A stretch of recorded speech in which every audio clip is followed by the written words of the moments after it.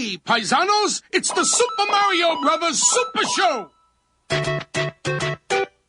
With the Mario Brothers and plumbing's a game. We're not like the others who get all the fame. If your sink is in trouble, you can call us on the double. We're faster than the others, you'll be hooked on the brothers. Hooked on the brothers. Yo, you're in for a treat, so hang on to your seat. Get ready for adventure and remarkable feats. You'll meet Koopas and Troopers, the princess and the others. Hanging with the plumbers, you'll be hooked on the brothers. To the bridge.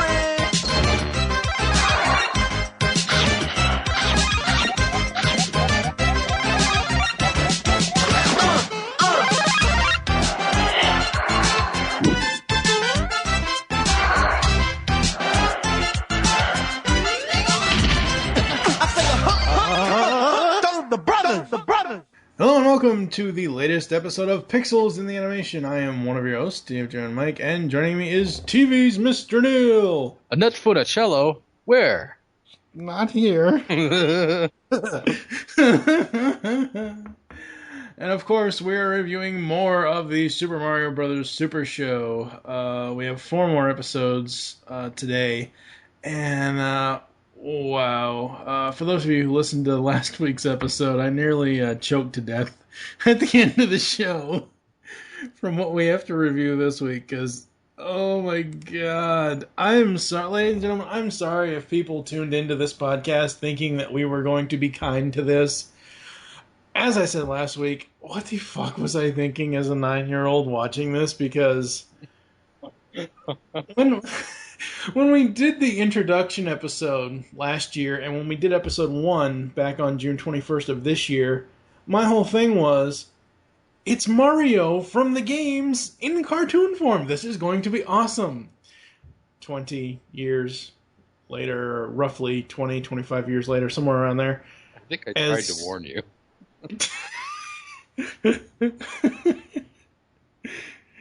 You probably did, but we've started this journey. We might as well finish it. We only have 9 oh god, we gotta do a countdown to episode 15, which is the series recap for Super Show. We have 9 episodes left of the podcast before we switch to Legend of Zelda.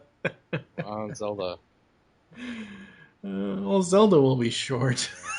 So, yeah. Anything you want to bring up before we get into the episodes? I don't think so. Alright, let's go ahead and get into the first episode of the day after this. Wrench! Wrench! Screwdriver! Screwdriver! Rag! Rag! Ooh, sorry, Clark. Rag! Stranger! Stranger! Stranger! Who are you? Someone from the past. You don't remember me? Are you kidding? Come on. Mario. Mario. Come on. Luigi. You don't recognize me? You don't see the family resemblance? Family? I'm the son no one ever mentioned for fear of bringing grief to our dear mama. I'm your long-lost brother, Pietro. Alright, first up tonight is Fake Bro, which was the live-action segment. A schemer, played by Vic Dunlap, in order to get rich quick, pretends to be Mario and Luigi's missing brother. Well, I will say one thing about the live-action segment. I'm glad they're actually getting other actors and not just dressing Mario up in another different costume. Oh, yeah. To play the long-lost brother. So, because at first I honestly thought it was Captain Lou again. Like, I thought they were cutting around him at first, like, showing Mario and then showing the brother. Yeah. And I thought they were cutting between them to say that, hey, this isn't the same scene, because it's the same freaking person, but it's not. Yeah, you mean like the over-the-shoulder shot that they... Yeah, the over-the-shoulder, or pretty much. And but no, it's not. The live-action segment was all right this time around. And again, at least it's a different actor and not them in drag or anything. Uh, Yeah. For the animated short, we have Mario and Joliet. I guess they can't use the name Juliet. they can. They're being nerds. So the basic premise for this one, Romano and Joliet are unable to get married due to the feud going on between their fathers, which Koopas secretly started. Episode is obviously based on Romeo and Juliet. The featured song was That's Amore.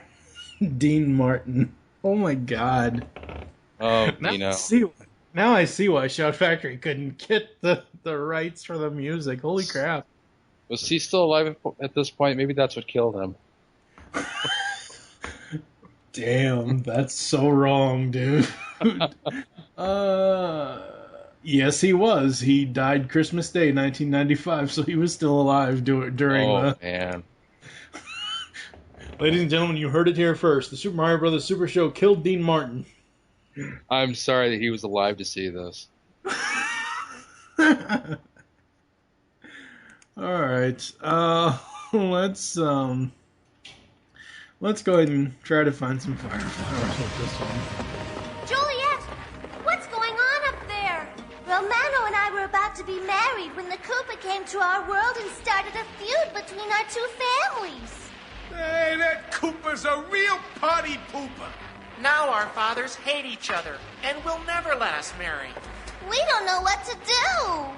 Well, as their official princess, maybe I can do something to stop this. So we are looking for some fireflowers. And the first thing I thought of was Romano, as in Ray Romano. Really? Nobody loves Raymond. Deborah. Oh my god. Ladies and gentlemen, Ray Romano is here in studio with us. And I'm here too. Hi, Kermit. Oh my god. And what I did like about this episode, which there isn't much, I have way more negative notes than I do positive, but I did like that the Koopa Troopa used his shell as a shield. I thought that was awesome. I thought that was so great, because you don't often see them do that. To this point in the show, you just see the Koopa Troopas just standing there waiting to get hit by fire flowers, or firepower. You know, you don't often see them being smart minions. No, they're usually just standing around being idiots and saying dumb things. Yeah. Yeah, there was one particular scene where the heroes are riding down a door, down a flight of stairs, and you see them all get out of the way, and the way it's animated is really cute. It's like the funniest sight gag in the entire episode. They just kind of flatten themselves up against the wall. It's really funny. I know. Yeah, that was so great. Anything else that you liked? Let's see. Well, I did make reference to the Annette Funatello joke, which was caused me to smirk a little, so I'll count that as a good thing. But otherwise, I know.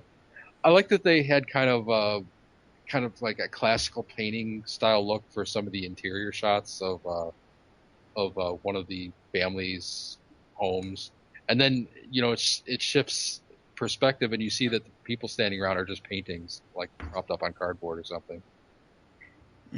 Yeah. No, it's I mean the animation in this, and it was really, really good in this one, which is kind of weird because overall the episode itself kind of sucks. So let's get to stomping on some Goombas.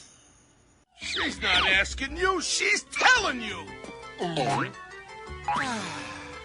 By royal decree, I order this feud ended. Romano and Joliet are going to be married.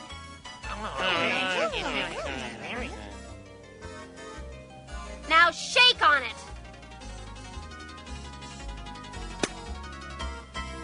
Alright, ladies and gentlemen, we are going to be stomping on some Goombas, and oh my god. Romeo and Juliet, I feel like I'm back in school watching the boring film, the one without Claire Danes as Juliet. Claire Danes. No, but seriously, honestly, I remember. I don't know if it was middle school or high school. I remember them showing us the original Romeo and Juliet in school. I remember seeing that, and I was so fucking bored. And this is basically same thing, except it's done even worse than what that film was. Well, it could be worse. It could be the one that was done with Leonardo DiCaprio. Well, that's the one that I mentioned. I said that was the one that I thought was better than. Okay. That's the one with Claire Danes. Oh, okay. Yeah, the one I'm talking about is the original one that they. I'll have to look it up on Wiki later. Okay, excuse me for my confusion here, but it confuses the hell out of me. How many freaking lands are there in the Mushroom Kingdom? Not even King Randor ruled the entire planet of Eternia. It just. There's, I don't know. Just, I know it's convenient for the plot and all that stuff and whatever else, but it's like, holy crap. Because if you look at this game, if you look at this cartoon as a compilation of both Super Mario 1 and 2, there's 15 worlds between the two games? There's 8 in the first one and 7 in the second? Right? Yeah, pretty much. So really, there should only be 15 lands, and by this time in the show's run, we've seen so many damn different lands. It's like, I wish it was a little bit more faithful to the game. Wait! Oh, you're gonna love this. You're gonna plot after I say this. Wait, Koopa selling weapons to both sides. This reminds me of an old Quintesson journal entry. Oh no. Yes, I have officially tied Super Mario Bros. Super Show to Transformers Generation 1, the Quintesson Journal from Season 3. Yeah, as I predicted on Facebook, folks, Neil has just dropped the mic and walked away. I'm just shaking my head. Oh my god.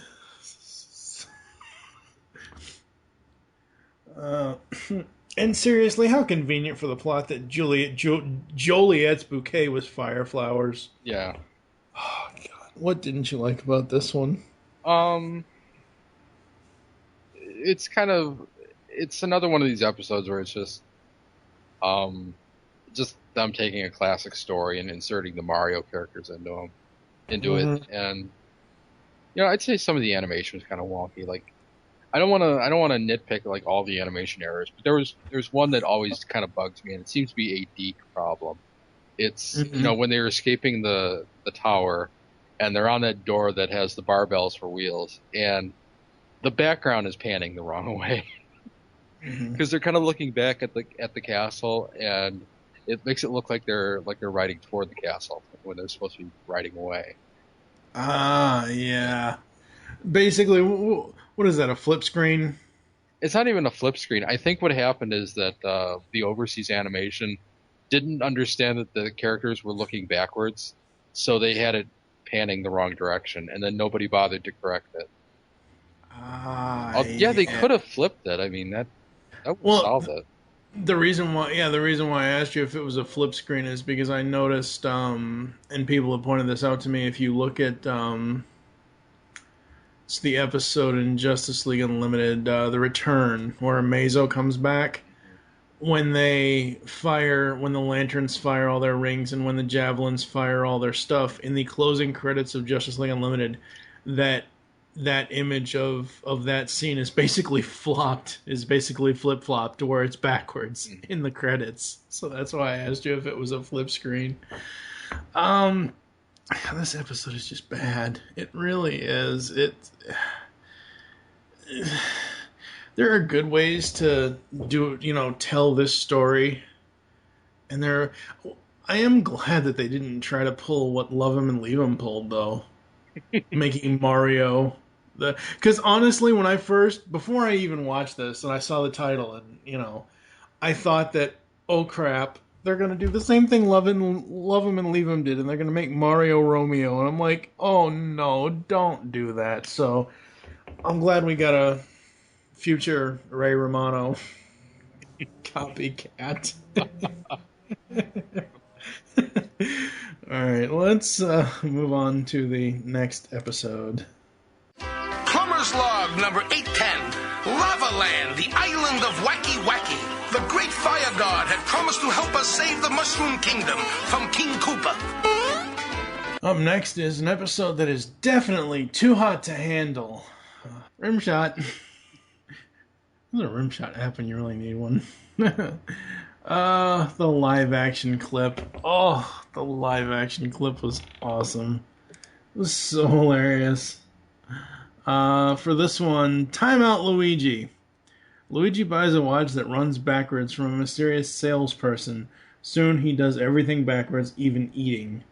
The only reason why I think this live action segment is so cool is simply because of the very beginning when the episode opens. And she's like, oh, it's $10. I'll give you $5. How about $4? It's basically Pawn Stars before Pawn Stars was Pawn Stars, is what this is. Yeah. The whole bartering thing. The cartoon plot for Too Hot to Handle is pretty much Koopa and Fry Guy use a fake volcano god to trick a tribe of islanders to sacrificing the princess. The featured song was Hot Hot Hot by Buster Poindexter. Didn't I see this movie with Tom Hanks and Meg Ryan? Joe versus the volcano? Yes. I don't know, for a second there I thought you were maybe talking about You've Got Mail or... I'm pretty sure I've seen this plot so many times before. I think there was even a Garfield episode that was this. Yeah, probably. Yeah. The one where they drove the car into the volcano. But anyway, that's not this cartoon. Yeah, no, that's not this cartoon at all. What did you think of the plot of the cartoon? Just that it was... just what I said. I've seen this before, so it's just another one of these classic type stories that they throw Mario in and give the Mario twist to it. And, yeah. And we have another episode where Mario's eating at the end. Oh, I swear, like, okay, nowadays. I know I need to get out and exercise because I'm not in the best shape in the world. But I usually, I'll have usually crackers throughout the day or something, and I'll eat two. I'll eat lunch and I'll eat dinner. But I'll throughout the day I'll snack on crackers or chips or something throughout the day to if I need something to eat. But I'm not constantly Mario is constantly eating. I'm surprised, and of course this will actually come up. I think it's next week, where he does turn into a 9,000-pound person. But it just watching this show now, just every time I see him eat, just makes my insides just curl up and want to die. Because holy crap. I honestly don't remember, watching this as a kid, I don't remember him eating that much. I honestly don't. I remember it being a part of the show, but I don't remember. Oh my god! It's 60% of the episodes just end with him picking out. I know. All right, let's get to the fire flowers. You're still my prisoner, and we're escaping in the lava boat. Now what? Koopa's gonna take a trip he didn't plan on.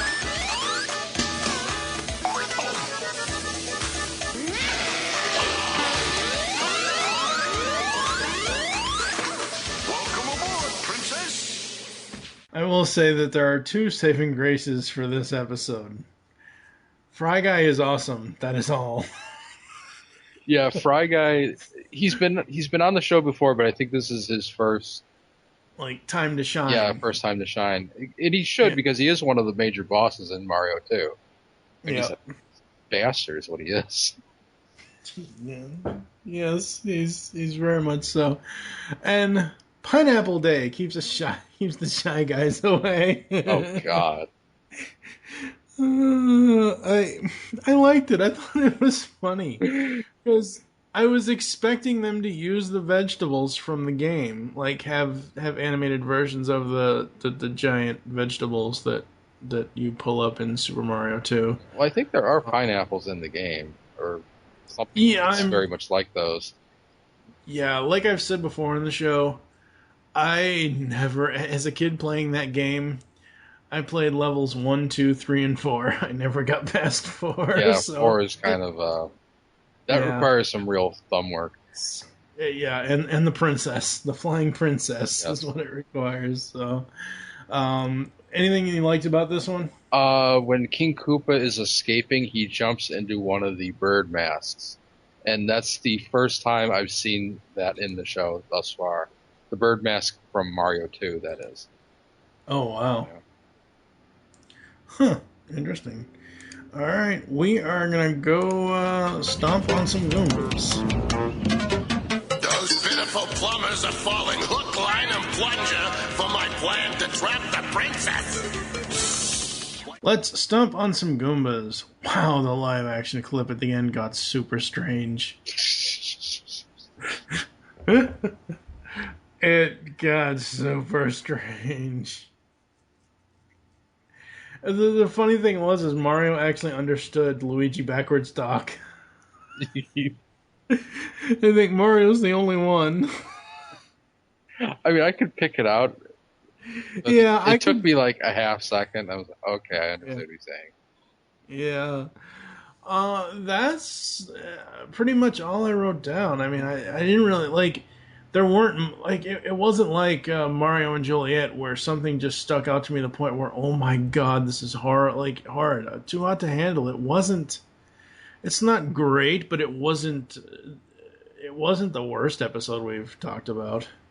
No, I don't really have any major negative points on it other than it's kind of just kind of an average episode. Nothing really special. Yeah. So, let's move on to the next episode. Plumber's Log, number 203. We were in the middle of Sherwood Forest, and we were lost. Okay, I got it this time. Sherwood Village is this way. Let's go! Mamma mia! You know, my mushroom paisano, maybe it's time to get a new map. You won't need it where you're going, Hooded Robin. With my trusty quarterstaff. Actually, it's a $1.25 quarterstaff, but I'm not telling him that. Ho! Ha! Guard! Turn! Parry! Dodge! Spin! Ha! Thrust!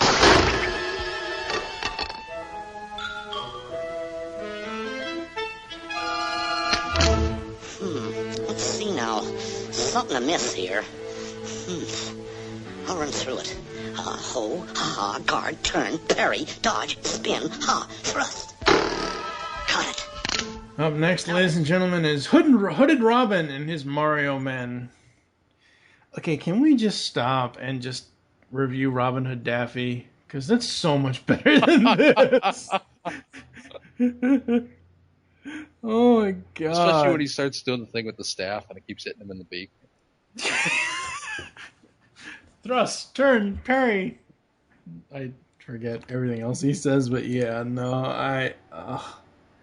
Alright, so...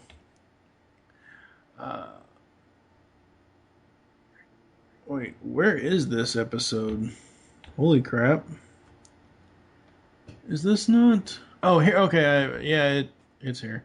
I got tripped up because the regular Wikipedia article lists them in the air date order. Yeah. And I keep getting tripped up because LOZ 13. I'm like, what the fuck? Where is LOZ? Oh, Zelda, right. Yeah. Hooded Robin and his Mario Men. The live action segment was Flower Power. A taste of spaghetti sauce with seeds in it causes Luigi to grow fruits and vegetables out of his butt. Oh, I can't even finish the sentence. Oh, you said it last week, and I'll say it again this week. They put these guys through so many strange things. Like, it was cool when Magic Johnson showed up in the mirror. It was cool. It was awesome when Sergeant Slaughter showed up and, basically, G.I. Joe'd them to death. It was cool when Nicole Eggert showed. Some of these guests that they've gotten later in this series is just, like, really... And sometimes they're so lazy that people can't even come. They just call somebody.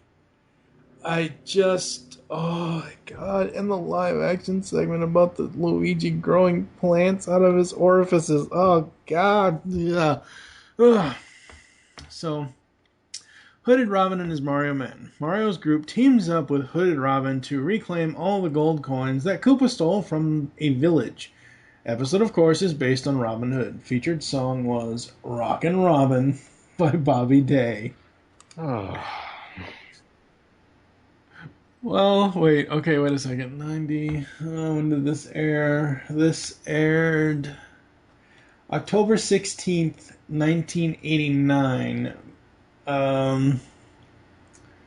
Bobby Day passed away July 27th, 1990. So yeah, he probably did see this on television. If he even...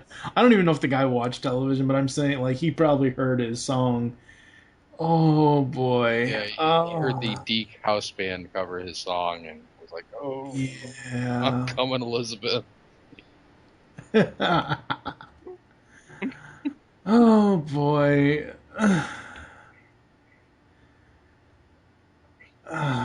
Let's try to... Do you have any thoughts on the overall plot? Because I just don't know what to say about it. Kind of dumb, honestly.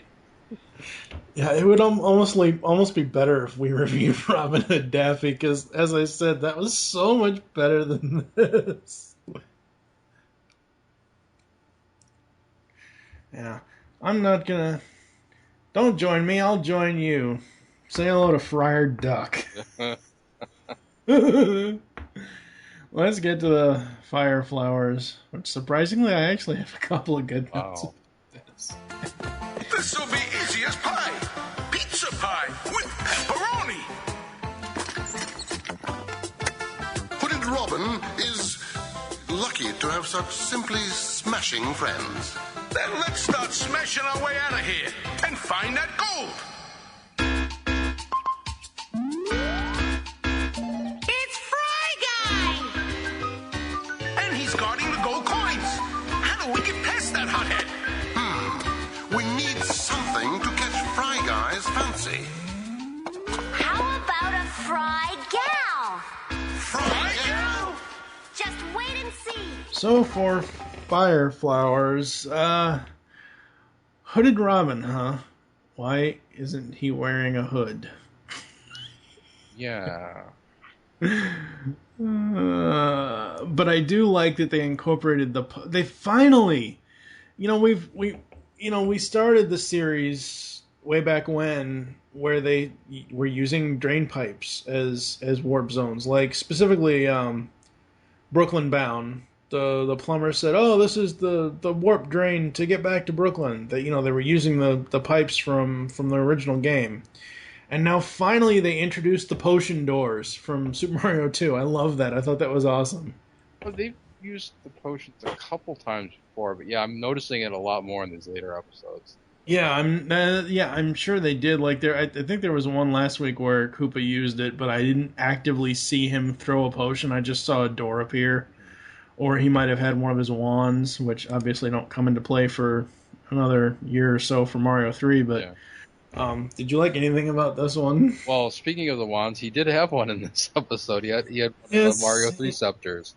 He did. Yeah, that was the only thing that really caught my eye. Otherwise, it's another kind of blah episode.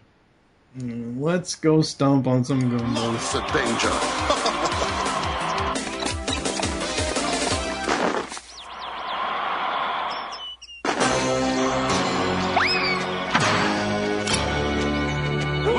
Lasagna. Koopa's got him captive. Arrivederci, Robin. This rich reptile can really rob from the poor. So we're going to stomp on some Goombas. The child in Sherwood or Sherwood or whatever the hell they're calling the thing. The voice for the child, it's so high pitched. I thought my eardrum was gonna break. Some horrible voice acting. It's, you've said it before, and I know listeners are probably getting tired of us saying this. It's just Mario put in this setting, but really, that's all these cartoons are. And I think, honestly, at this point, we're more so meant to just enjoy, like, just nothing nothing in here, to me at least. I didn't catch any bad animation errors. I didn't catch any off moments. I didn't catch any what the fuck moments as far as, holy crap, why are they doing it? Like, it wasn't like Mario and Juliet earlier at all. Yeah. It just wasn't. I don't know. Did you have anything you didn't like about this one? Well, other than what I said, I thought it was kind of a dumb episode, but I noticed some animation glitches. In fact, I noticed a lot of audio problems. There were instances of wrong characters speaking. Like there's a part where Koopa is speaking Toad's lines, and there are times when there are mouths flapping and no one's talking.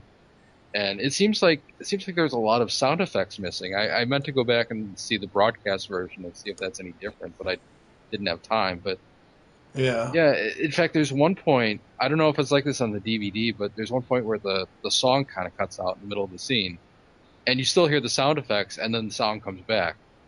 And I'm like, that's right, it does. Weird. Yeah.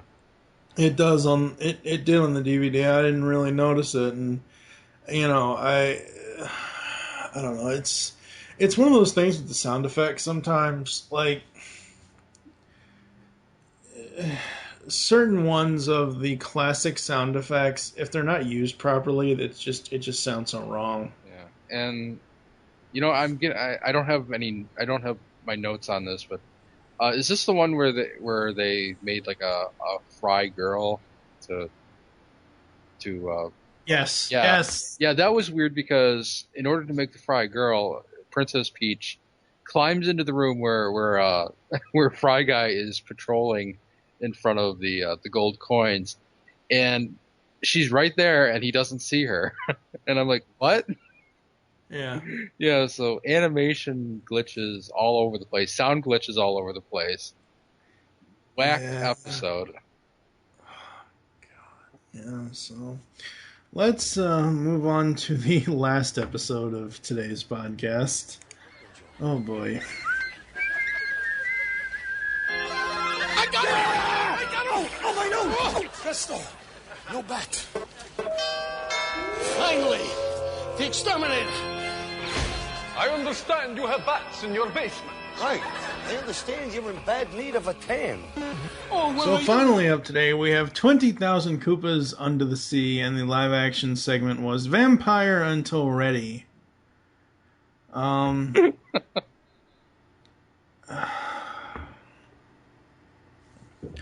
this another one of the live-action segments that, I don't know, maybe the people on regular Wikipedia are just lazy and didn't put anything in here for it, but I did see this one, and it's basically Dracula's back. I was going to say, is this the same guy who was in an earlier episode? I think it's supposed to be. Yeah. It looks like the same actor. Yeah, it does. It was a live action segment that was just like, again, they're not like, everybody says, oh, they had all these sports stars and all these wrestling stars and all this and all that and everything else.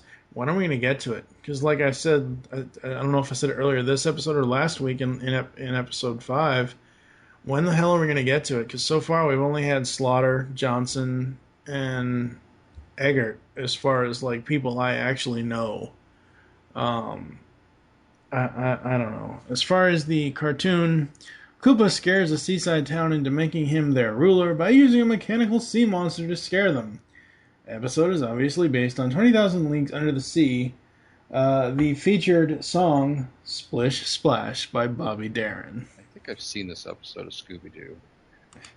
I know, right? There literally was an episode of Scooby-Doo with a mechanical sea monster.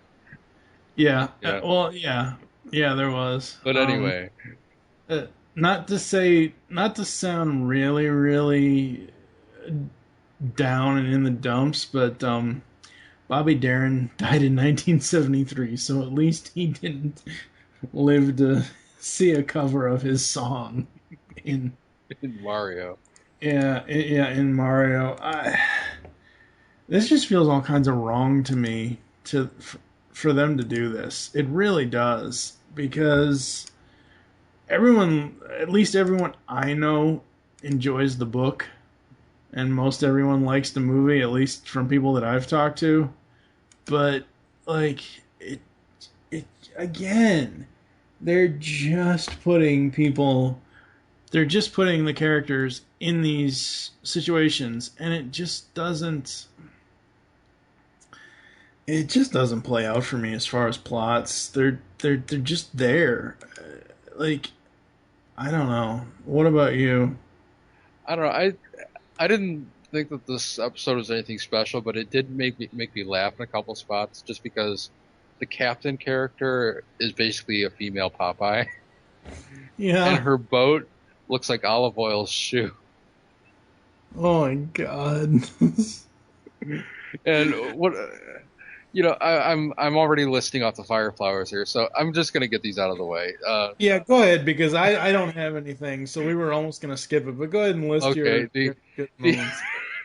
The one that made me laugh out loud is Mario, Peach, and Luigi are all captured inside the mechanical sea monster, and Toad breaks in, and he's about to open the door, and they all turn their head because they can hear him squeaking.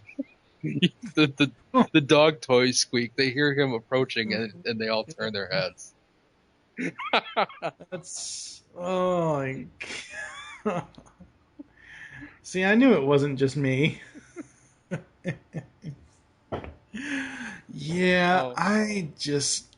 One other thing I've written down here is that Mario and Luigi, that is to say, Captain Lou and Danny Wells, actually sound like they were in the studio together in this episode, because they're not out of sync when they speak at the same time this time. Yeah. Interesting. That would be pretty cool if they were. Yeah. Because they seem to have chemistry in this episode, which, is something that is hard to get when you're recording separately. Yeah. Yeah, that's very true. Ensemble casts are always the better way to go, but sometimes companies don't like that. Yeah. But let's go ahead and get to the Goombas, because, wow. Ugh. It's a submarine! The Koopalus, to be exact, under the cruel command of Koopa Nemo. So you're behind the attacks on Happy Harbor! You were trying to trick them into making you their king. And it would have worked if you Budinsky's hadn't messed things up. They'll never make me their king now. Good. So, I'll just have to sail the Koopalus back to Happy Harbor and wreck the place. Uh-oh, not so good. But, in the meantime, I'll make you three my galley slaves. This is awful. I don't know which is worse, peeling onions or knowing Happy Harbor is being wrecked. Alright, we are going to stomp on some Goombas, and normally I don't mind pirate stuff in general. I can enjoy it to a certain extent, but holy crap, is that captain annoying as all hell. She is. She's just so annoying. And I'm sorry, but this to me, doing a parody of this story this way, the way that they've done it, and inserting these characters into it, it's just insulting to the original material, I think. I just don't like it at all. I don't know. What didn't you like about this one? Just the weird thing is how they adapted the video game content, like the Starman. I think I mentioned this before, but the Starman and the Fireflower are treated as though they're the same thing in this cartoon.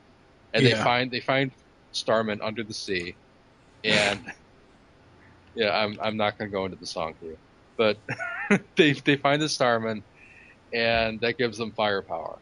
And I'm like, no, But it's not how it works. It's not how it works, folks. It's not how it works at all. And yeah. Yeah. Oh, man. The end of the episode is kind of weird. Koopa's mechanical monster crashes into the town, and it wrecks a couple buildings, and everyone's standing around going, "Yay, yay!" In spite of the fact that there's been like massive property damage, they're happy that Koopa was at least beaten. And I was like, okay, I guess. At least it didn't end with Mario eating. So it gets 1 point for that. Yeah. We're going to go to Sebastian singing a certain song, and then some other ads, and we'll come back after this. Under the sea, darling, it's better down where it's wetter. Take it from me. Like animation? Come listen to Animation Aficionados. And if you disagree with us, you could be a guest on a future show. Available on iTunes, the Zune Market, and animationaficionados.com.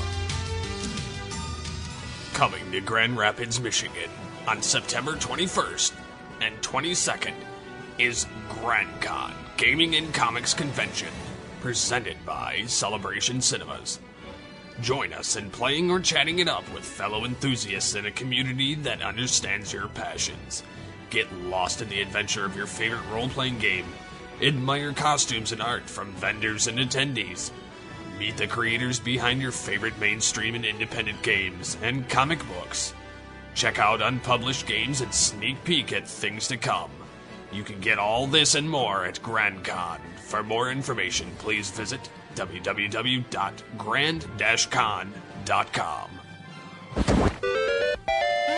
We are back, and to recap this 4-episode review podcast, Mario and Joliet, what do you give it? I'll give it a 2. It was amusing in a couple spots, but it wasn't really terrible, but it wasn't really good either. So 2. I'm gonna give it a 1. Too many conveniences for the plot, like the fire flowers being the bouquet and other stuff. What about Too Hot to Handle? What do you give that? I'll give it a 1. It was kind of a bland story and not much in the way of redeeming qualities. I'll give it another viewing if I at least think it's funny, even if it's unintentionally funny. But this one is just kind of no. I'm going to give it a 2 because I really like Fry Guy. He was awesome in this. I thought he was really cool. Hooded Robin and his Mario Man. I'll give it a 0. I didn't like the episode. It's got so many animation audio problems. It's like... Yeah, it does. It really does. Not a very good episode at all. What were they doing that week? Yeah, it gets a 0 for me, too. It's... Like I said, you want a really cool Robin Hood parody? Go watch Robin Hood Daffy, folks. 20,000 Koopas Under the Sea. What do you give it? I'll give it a 2. It was funny in some spots. Maybe unintentionally, but it was at least a little amusing. Yeah, I'll give it a 2 as well. It doesn't deserve anything more than that. And again, I don't think that story should have been adapted into this cartoon. It just doesn't fit for me at all. So, all right. Thank you for joining us here on Pixels in the Animation. There are several ways to get in contact with us or leave feedback for the show. Visit the website, geekcastradio.com. You can email us, feedback@geekcastradio.com. Leave the show's feedback in iTunes. Please do this.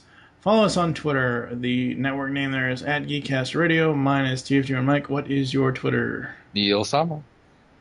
Become a fan on Facebook. Go to facebook.com/geekcastradio network. You can also go over to Animation Aficionados on Facebook and Neil's Classic Gaming. And you guys have too many pages. Call the voicemail line. Tell us the show you're leaving the message for. End your name. 502-526-5821.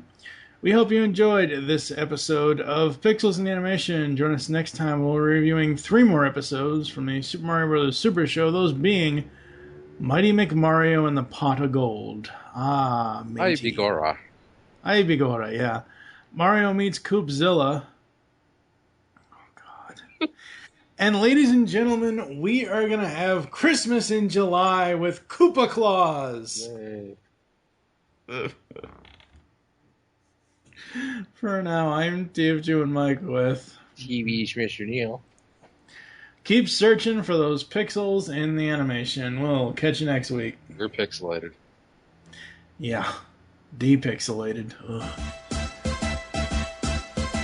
Do the Mario, swing your arms from side to side. Come on, it's time to go. Do the Mario, take one step. And then again, let's do the Mario all together now. You got it. It's the Mario. Do the Mario, swing your arms from side to side. Come on, it's time to go. Do the Mario, take one step. And then again, let's do the Mario all together now. Come on now, just like